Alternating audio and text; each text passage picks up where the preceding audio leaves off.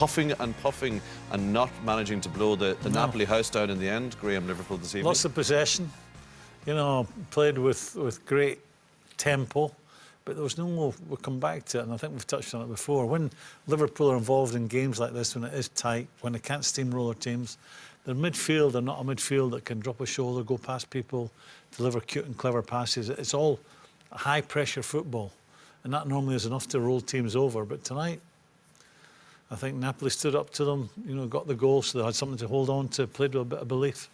I think the goal was always coming, but it was as if Liverpool got that goal and then went on, not the back foot, but took the foot off the accelerator. Did Klopp get it wrong in his team selection to leave Trent Alexander-Arnold out, given that he was their top provider of assists last season with 16? He's got 4 more this season. Well, I think if you... He's one of their most creative players. If you think of the first half in particular, all the threat was down the left-hand side with Mane and Robertson. There was nothing from Gomez and Salah. And, you know, I said several weeks ago that, you know, people talk about what could go wrong with Liverpool in their Premier League challenge and this.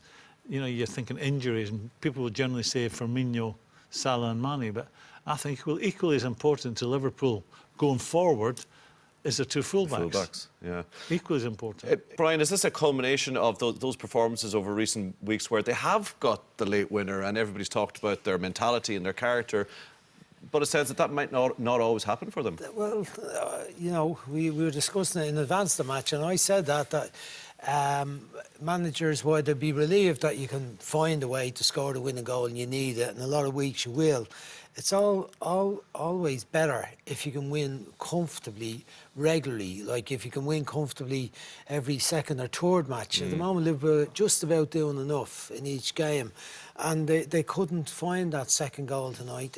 They hadn't got it.